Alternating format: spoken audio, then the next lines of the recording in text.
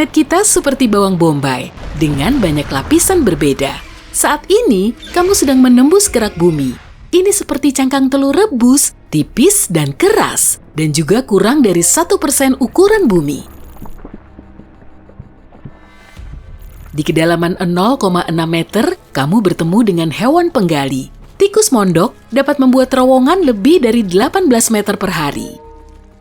Hampir 3 meter ke bawah, kamu akan terkejut. Apa itu cacing tanah? Panjangnya 90 cm. Kamu bergerak melewati 7 meter di bawah tanah.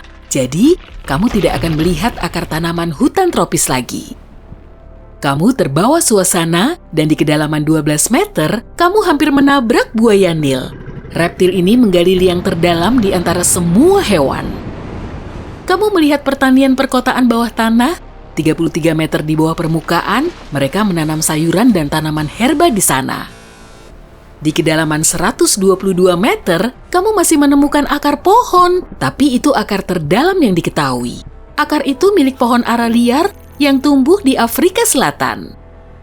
Hampir 155 meter di bawah tanah, kamu akan menemukan kamar hotel. Itu salah silver mine, hotel terdalam di dunia yang dibangun di bekas tambang perak. Di kedalaman 286 meter, kamu melihat terowongan jalan raya. Itulah terowongan Eiksund di Norwegia dan melintas di bawah laut. Saat berada hampir 396 meter di bawah permukaan, kamu mencapai dasar sumur air. Sumur Woodington di Inggris adalah sumur tradisional terdalam di dunia. Itu dibangun untuk menyediakan air bagi rumah sosial. Di kedalaman 1006 meter, tekanannya mencapai 330 atmosfer. Itu seperti 4 gajah bertumpuk di kepalamu atau 2 panda yang menyeimbangkan diri di ibu jarimu. Kamu melihat cacing kecil hidup di tambang emas saat kamu berada lebih dari 1220 meter di bawah tanah. Pada tahun 2020 ini, konser terdalam di dunia berlangsung di kedalaman 1890 meter. The Soft Bottom Boys tampil di tambang Fales Creighton di Kanada.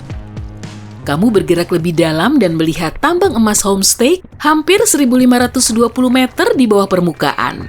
Sebelum ditutup pada tahun 2002, dahulu ini adalah tambang emas terdalam dan terbesar di Amerika Utara. Pada tahun 1965, ilmuwan berhasil mendeteksi dan menghitung partikel subatom kecil dari matahari. Itu terjadi di laboratorium yang ada di dalam tambang. Sedikit saja lebih dalam, suhunya menjadi sangat dingin. Itu ibun abadi, lapisan tanah beku permanen yang tebal dan tidak menghangat, bahkan di musim panas. Ini sebagian besar terjadi di daerah kutub. Yang paling tebal ada di Siberia Utara. Sekitar 1980 meter di bawah permukaan, kamu masih bertemu dengan beberapa makhluk hidup. Itu adalah springtail, serangga kecil tanpa mata, yang hidup di Gua Krubera yang sangat dalam di negara Georgia. Di kedalaman hampir 2190 meter, kamu mencapai dasar Gua Voronya di Georgia. Itulah gua terdalam di dunia yang telah diketahui. Jika pernah berada di tambang Creighton di Kanada pada bulan Mei 2005, kamu pasti pernah mendengar siaran radio yang paling dalam. Itu terjadi di kedalaman hampir 152 meter, lebih dalam daripada Gua Voronya. Lift poros tunggal terdalam di planet ini mencapai 3110 meter di bawah tanah. Hewan multiseluler terdalam yang telah diketahui hidup di kedalaman 3.600 meter di tambang Tautona di Afrika Selatan. Itu adalah cacing kecil tapi sangat kuat dan dapat mengatasi suhu ekstrem dan dehidrasi.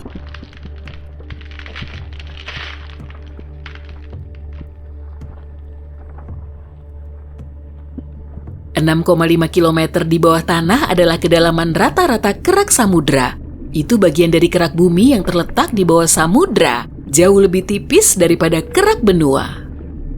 Di kedalaman yang sama, di Tiongkok Timur Laut, kamu bertemu dengan mikroba terdalam yang telah diketahui.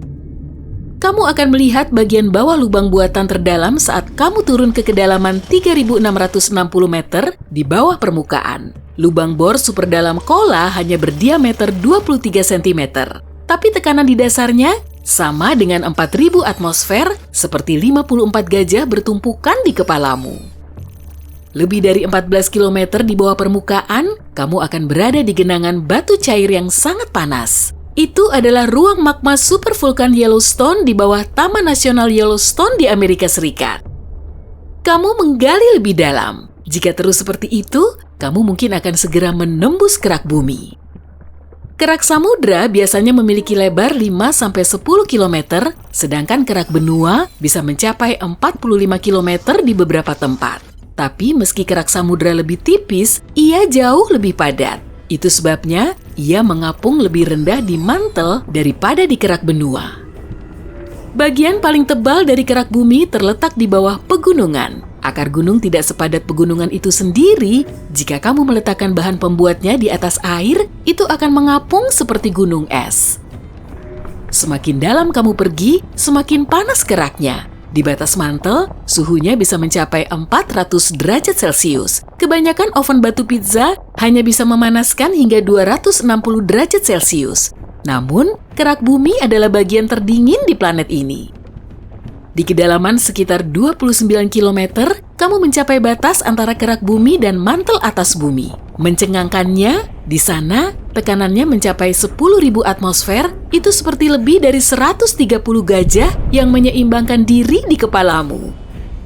Mantel adalah lapisan batuan panas yang membentuk 2/3 dari seluruh massa bumi dan 84% dari volume bumi. Tebalnya 2.900 km dan merupakan campuran besi, silikon, magnesium, oksigen, dan Play-Doh.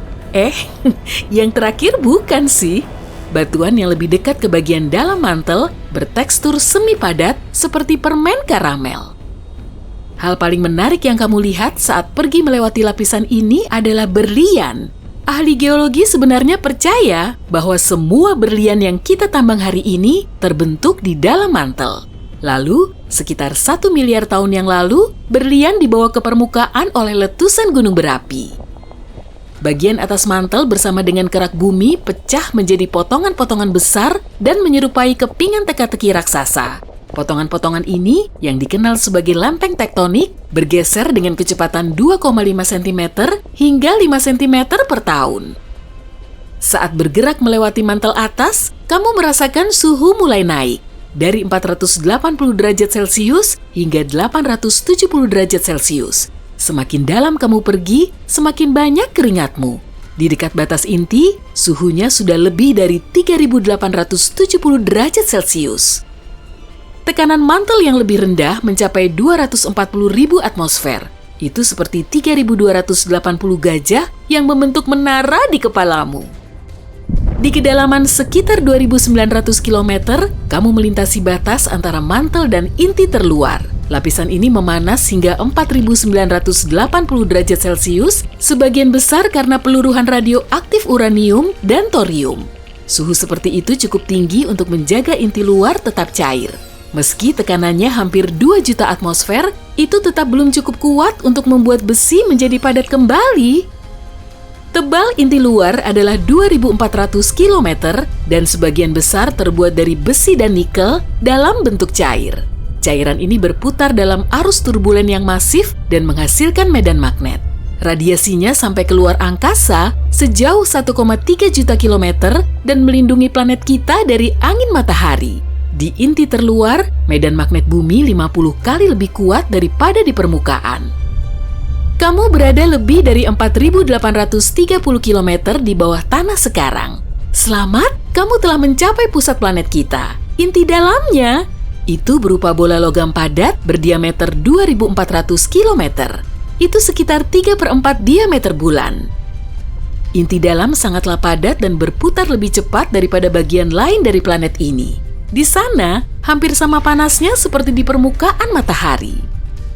Menurut ilmuwan, 99% dari semua emas dan platina bumi dapat ditemukan di inti dalam. Pembentukan inti dalam membutuhkan waktu sekitar 500 juta tahun. Itu artinya lebih mudah dari beberapa bagian kerak. Ada juga teori bahwa mungkin inti dalam punya inti. Jika ada, hampir seluruhnya akan terdiri dari besi. Sekarang, bagaimana cara kamu bisa keluar dari sana? Aku tidak tahu. Sampai jumpa lagi.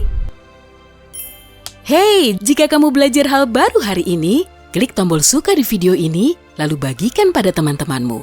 Inilah beberapa video menarik lainnya yang bisa kamu tonton. Klik saja video di salah satu sisi layar, dan ingat, tetaplah di sisi terang kehidupan.